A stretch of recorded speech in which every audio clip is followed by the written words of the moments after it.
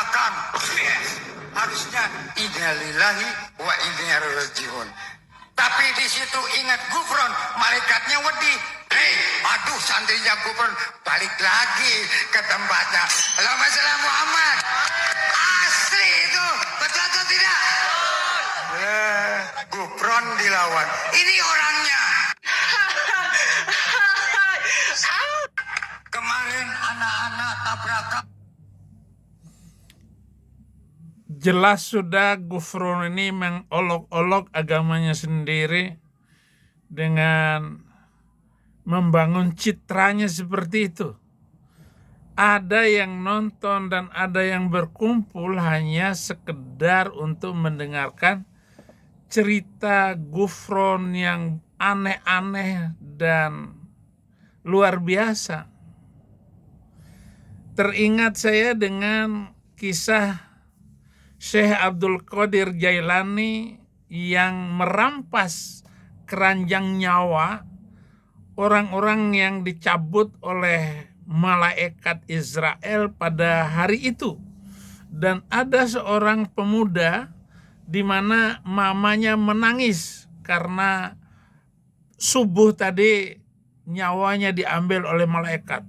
Lalu Syekh Abdul Qadir Jailani mengejar itu malaikat, kemudian dirampasnya itu keranjang nyawa dan tumpah semua nyawa-nyawa itu, dan hari itu semua yang diambil oleh Israel hidup lagi.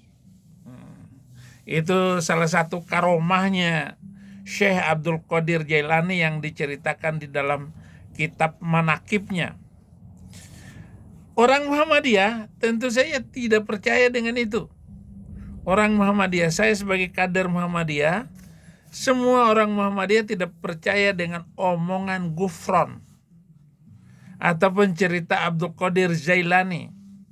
Tetapi orang Muhammadiyah juga percaya dengan cerita kisah-kisah Nabi yang aduhai itu. Orang Muhammadiyah juga menceritakan di dalam perayaan Maulud, yaitu ketika Muhammad usia balita didatangi oleh Jibril, kemudian dadanya dibelah, hatinya diambil, kemudian dicuci dalam baskom emas. Dan tentu saja nggak ada saksi manusia, hanya ngarang-ngarang saja bahwa mama susuannya adalah Halimatus Sa'diyah, dan anak-anak pada saat itu melihat bagaimana Muhammad dibelah dadanya oleh malaikat. Kira-kira begitulah cerita itu mulai muncul dari ketidakwarasan orang-orang yang percaya, dan juga pembuat ceritanya itu adalah tidak waras juga seperti Mama Gufron. Percaya atau tidak? Percaya. Itu kenyataan, sungguh. Nah itu orangnya katanya. Yang tabrakan hidup lagi. Gimana, percaya nggak? Saya lebih percaya dengan hamba Tuhan. Misalnya ada hamba Tuhan yang ada di Samarinda sana, anaknya sudah beberapa jam sudah meninggoy, anaknya yang perempuan, tapi sekarang anaknya masih hidup, bahkan sekolah dengan tenang. Jadi anaknya itu pernah meninggoy beberapa jam, kemudian dibawa putar-putar sambil menyanyi, hidup anaknya itu. Ini kisah nyata dan bisa dibuktikan bahwa itu terjadi. Akan kaitannya dengan cerita Isra Mi'raj, tidak ada juga saksi itu. Tetapi orang sampai sekarang percaya cerita Isra Mi'raj itu. Bagaimana dia naik ke langit, nunggang kuda perempuan, wajahnya perempuan. Sampai begitu, saudara-saudara. Tapi dipercaya oleh orang-orang sampai hari ini. Halo teman-teman saya kader Muhammadiyah yang masih hidup. yang sekarang sudah jadi tokoh semua di seluruh Indonesia. Mereka tentu saja nggak berani untuk membantah saya ataupun mengomentari omongan saya. Kader-kadernya itu sudah doktor semua, doktor, profesor semua. Karena memang itulah mereka. Aneh juga, dan tetap dipercaya sampai sekarang.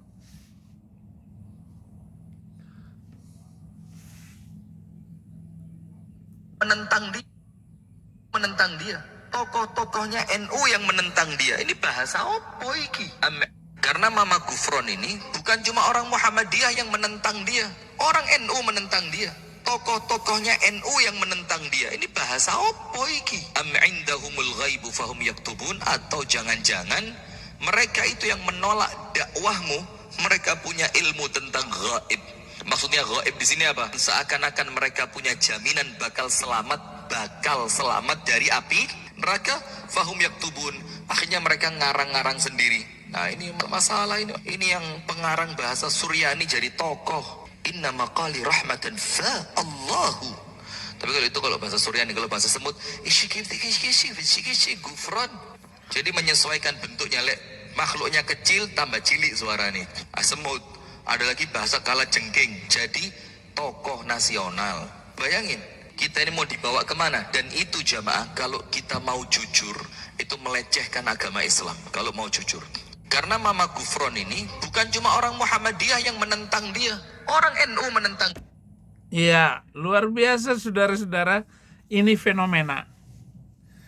Kenapa tidak ada Mama Gufron ketika Imam Ayatullah Khomeini kena rudal Amerika kemarin? Lalu malaikatnya nggak jadi mencabut nyawa Mama Gufron walaupun sudah ketimpa gedung bangunan itu. Aduh, Mama Gufron, kenapa kamu nggak ada di Iran waktu itu? Atau ketika kamu ada bersama Imam Ayatullah Khomeini, apakah kamu masih hidup, Mama Gufron? Saya percaya Mama Gufron bisa menangkal itu rudal Amerika yang luar biasa seperti itu. Ya, namanya juga agama olok-olok, pembawa ajarannya Muhammad juga jadi bahan tertawaan dunia zaman sekarang, apalagi dengan adanya internet. Kita bisa membayangkan bagaimana dia mengawini anak kecil, hanya pantas adalah cucu umur 6 tahun ditiduri 9 tahun, ngembat menantu sendiri. Quran surat 33 ayat 37, 33 ayat 50, 33 ayat 32, 35, 33 gitu. 53 boleh meniduri pembantu. Surat 66 ayat 1, surat 4 ayat 3 dan seterusnya. Merampas banyak wanita tawanan dengan menghabisi suku-suku kecil waktu itu untuk mendapatkan harta rampasan dan rumah dan kebun pertanian, bersetubuh dengan mayat yang mau ditutup tanah, yaitu Fatimah ibu Ali bin Abi Thalib, besannya sendiri. Nah, ini menikah dengan Safiyah binti Huyayyi, istri kepala suku Kinana, tanpa masa idah, melanggar perintah Al-Qur'annya sendiri, berpoligami di luar ketentuan dari Allah. Mestinya cuma 4, tetapi dia tidur dengan 30 wanita, lalu mengawini 23, hanya 11 yang dapat kamar, dan ada 7 yang tidak dikawini karena dia bisa jadi budak, yaitu Quran surat keempat ayat 24, boleh meniduri wanita yang belum menjadi istri kalau anak baru bayar. Ya kalau enak ya baru bayar. Kocak sekali ini agama. Makanya kalau TKW ke Arab Saudi dipakai oleh majikannya, hamil balik lagi ke Indonesia. Wah, itu luar biasa saudara-saudara. Ini ajarannya sangat kontradiktif. Mengajarkan pipis onta boleh diminum, vaksin kesehatan untuk penyakit katanya. Kencing Muhammad boleh diminum. Muhammad juga mengajarkan banyak halusinasi tingkat dewa. Isra Mi'raj tadi sudah saya, dan bagaimana berwajah perempuan itu naik ke langit itu. Waktu saya kecil itu semua ustadz yang ceramah tentang 27 Sya'ban hari Isra Mi'raj itu harus percaya bahwa itu dengan tubuhnya sekaligus, dengan jasadnya itu, bukan rohnya. Kenapa kalau hanya ngomong roh nggak mantap khutbahnya, ceramahnya. Nah, dengan kecepatan cahaya dari Mekah ke Madinah, jauhnya itu 1.700 km, lalu naik ke langit, kemudian kembali lagi ke bumi, kurang dari semalam. Padahal kesaksian Ummu Hani, dia tidurin janda tersebut sampai pagi. Ummu Hani itu adalah wanita yang harus dia bela dan jaga kehormatannya karena anak pamannya sendiri. Dia juga bercerita bahwa ketika masih kecil dadanya dibelah dan hatinya diambil. Wah, banyak sekali.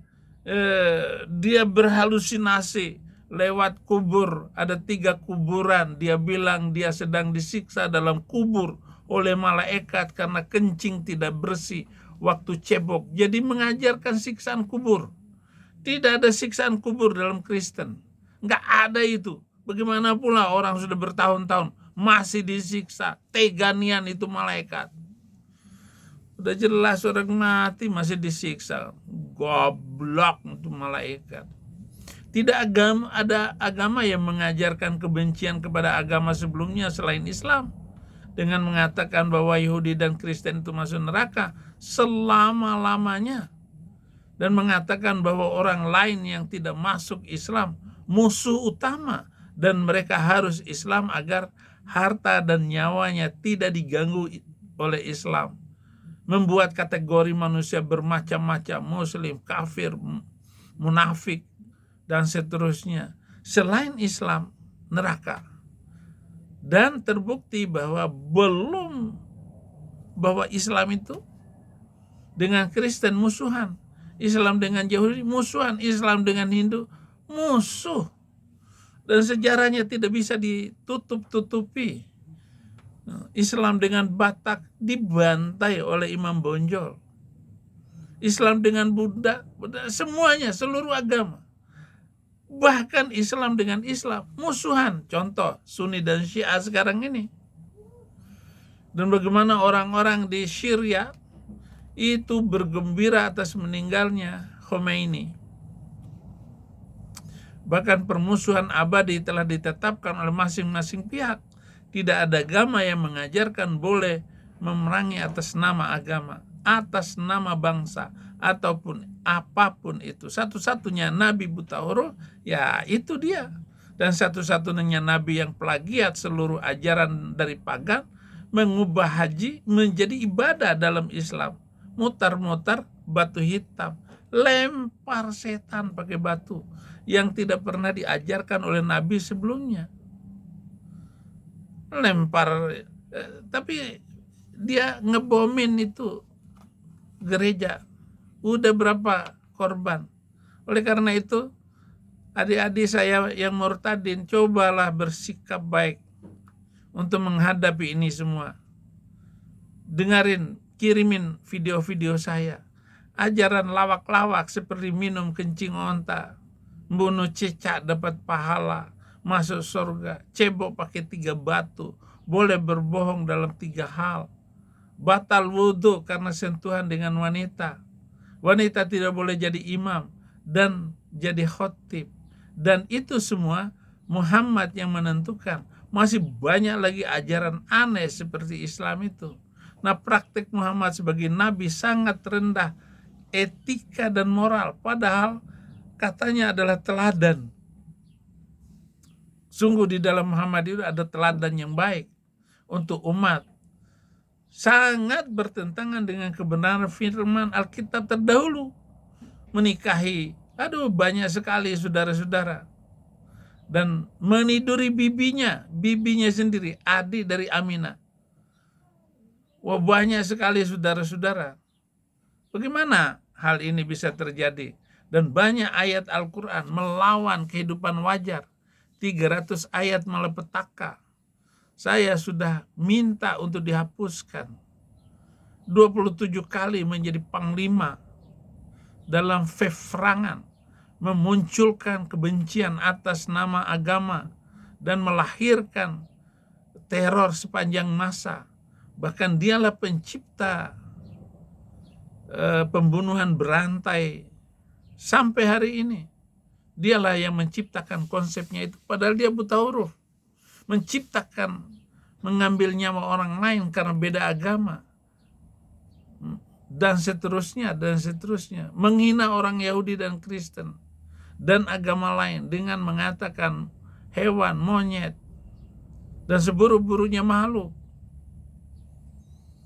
Teganian mengatakan orang Yahudi dan orang Kristen itu makhluk paling buruk. Tapi kenyataannya makhluk paling buruk itu seabad yang lalu yang menciptakan kecanggihan hidup ini, kemudahan manusia menjalani hidupnya, menciptakan mobil, HP, pesawat terbang. Itu orang yang dikutuk oleh Islam. Kenapa bukan orang Islam yang menciptakan agar segala kehidupan ini makin mudah, makin gampang? Katanya masuk neraka selama-lamanya dan dikatakan sesat. Ini banyak ayat dan hadis. Muhammad sendiri berhalusinasi dengan menciptakan sendiri bahwa dia dibelah. Aduh, macam-macam lah sudah. Tiba-tiba dia dapat ini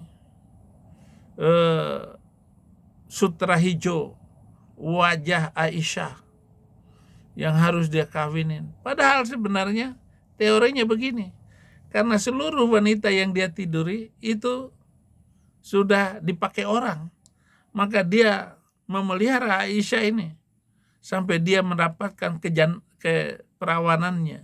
Itu saya kira itu dari pikiran saya. Entah salah atau benar, tolong deh yang kiai-kiai, ustadz, Adi Hidayat atau Somad, tolong bela saya, bantu saya untuk menjelaskan ini kepada muslim. Gak ada maksud saya untuk menghujat kok. Memang ada ayatnya, hadisnya. Kalaupun kalian mengatakan, oh Yesus juga menikah, ya ayatnya di mana? Makanya kami nggak sakit hati ketika Anda mengatakan yang di luar daripada yang tertulis dalam Alkitab. Apalagi si Dogitang itu. Terima kasih. Tuhan Yesus memberkati.